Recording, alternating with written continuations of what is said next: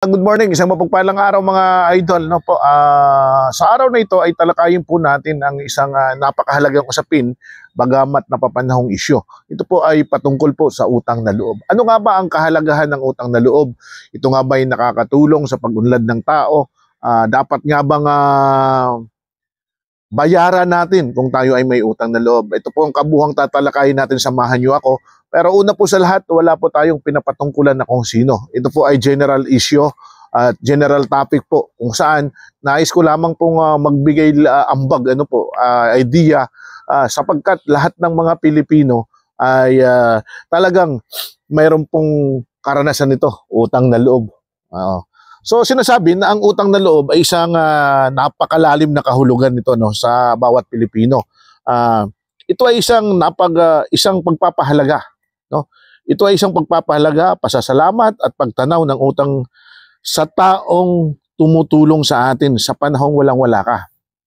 So, ito raw ay isang pasasalamat, pagbibigay, pagpapahalaga sa mga taong nakatulong sa atin ng panahong walang-wala ka. Kaya lang may katanungan dito, pero paano kung ang utang na loob ay gamitin para kontrolin ang buhay mo? Dito tayo mga idol pumapasok kasi sabi nga minsan namamalaya natin na ang utang na loob ay nagiging tanikala sa pag-unlad ng tao. Bakit? Kasi nga po, di po ba, kadalasan sinasabi natin na kapag may utang na loob tayo sa isang tao, ay kailangan natin suklian, which is tama naman.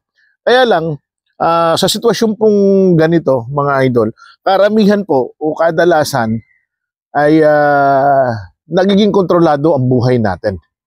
Pero paano nga ba nagkakaroon o paano ka nga ba nagkakaroon ng utang na loob? Ito po ay sa pamamagitan ng pagtugon sa iyong mga pangangailangan.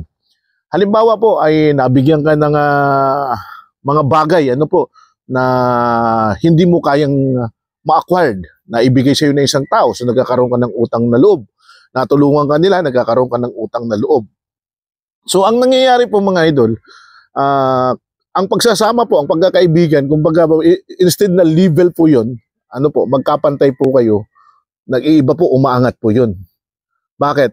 Ang pinagkakautangan mo ng loob ay umaangat sa'yo. Samantalang ikaw na nagkakautang ng loob ay bumababa. Bakit?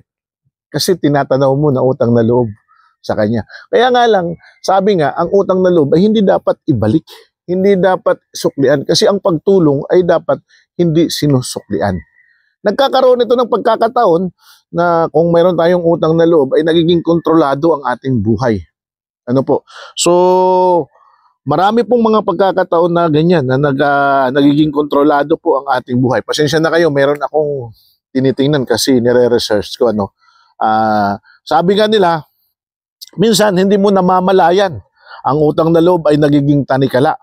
Kapag may ginagawa kang hindi nila gusto, paalala nila agad, may utang ka na loob. So, ito po yung bagay na, sabi ko nga, di po ba, ang relasyon ay nagiging elevated. Ngayon, kapag mayroon kang nagawang pagkakamali o hindi nila gusto yung ginagawa mo, yun, paalalahanan ka, may utang na loob ka. So, nagiging sangkalan ang utang na loob upang masuwi ito. Suwi ito sa Bisaya yun upang mapasunod mo ang isang tao, which is hindi naman po dapat. Tila ang bawat hakbang mo ay dapat laging nagkakaayon sa kagustuhan nila dahil may utang ka na loob. Ito po yung pinakamasakit na punto, no, na sinasabi natin na mayroon siyang negatibong factor kapag mayroon kang utang na loob. Yung kagustuhan mo, yung emotion mo ay napapasok na . Ito po yung pangyayari na minsan parang ayaw mo na. Parang hindi mo na gustong gawin ang mga bagay nito. Nasasaktan ka na, nagkakaroon ka ng emotional na damdamin, pero hindi mo kayang ibulaslas dahil ka lang, may utang na loob po ako sa kanila . Di po ba? So nagkakaroon siya ng negative impact. Masakit, di ba? Masakit yun. Yung tulong na dating galing sa puso, ito po ang punto mga idol, yung tulong na dating galing sa puso, ngayon ay parang ginawa ng utang na kailangan bayaran habang buhay. So, dito mo sinusuhito ang tao. Ngayon, ano ang dapat mong gawin? Kapag patuloy kang magpapalamon sa utang na loob, Maniwala po kayo mga idol. Ang mangyayari po, bababa ka ng bababa. So ano po ang dapat mong gawin? Ang kailangan mo is get out in the box. Lumabas ka. Lumabas ka. Manindigan ka. Ano po? Tumindig ka sa sarili mong paa. Ipakita mo may kakayanan ka. Pero huwag mong kalimutan na may utang na loob ka sa kanila. Ibig sabihin, hanapin mo kung anong meron ka, yung magiging masaya ka. Ano po? Huwag kang magpasakop. Huwag kang magpasakop sa kanila. Pero huwag mong kalimutan na may utang na loob ka sa kanila. Di po ba? So anong gagawin? Magpasalamat ka. Magpasalamat ka. Magpasalamat ka, pero huwag mong hayain na saklawin yung damdamin, yung puso mo, yung kalayaan mo. Dahil nga, sa may utang na loob ka sa kanila. Maganda sana pong tingnan ang utang na loob kung ang taong pinagkakautangan mo ng loob ay parehas. Ibig sabihin, hindi niya gagamitin ito na aspeto para kontrolin ng isang tao. Yung mga tumulong siya dahil tumulong siya. Di po ba? Actually naman, sa kagandahan nito, halimbawa, ang isang taong nagkakautang ng loob sa'yo, naging matagumpay sa kanyang paglalakbay, magiging masaya ka. Bakit? Kasi naging kaparte ka ng buhay ng kanyang tagumpay. Naging inspirasyon ka, naging pundasyon ka ng tagumpay ng isang tao. So, maging masaya tayo. Pero kung ang mangyayari ay patuloy natin sisingilin, hanggat naglalakbay na itong taong ito, ano po, umitindig na sa kanyang paa at patuloy natin sisingilin na hindi, may utang na loob ka. So, parang ang taong pinagkakautangan mo ng loob ay nakatago pa rin sa isang sitwasyon na nanghihinayang. Parang nanghihinayang siya sa itinulong sa'yo. Ano po? Kasi dapat ay yung bang isip na hindi, dapat nandito ka lang. Masakit man isipin mga idol na ito po ang talagang totoong sitwasyon kapag nagkakautang tayo ng loob. Pero lagi kong sinasabi na kapag ang isang tao ay tumayo sa kanyang sariling paa, nagkaroon siya ng desisyon na lakbayin ng sarili upang mapaunlad ang kanyang buhay. Lagi kong sinasabi na huwag mong kakalimutan na may utang na loob ka sa isang tao kung saan ka nagmula ngayon. Kung ano ang mga tinatamasa mo, kung anong talento, anong kakayahan mayroon ka na natutunan mo sa isang tao, utang na loob yan na hindi mo dapat kalimutan. Pero hindi mo dapat suklian na kung saan magpapasakop ang iyong kalooban sa utang na loob na yan.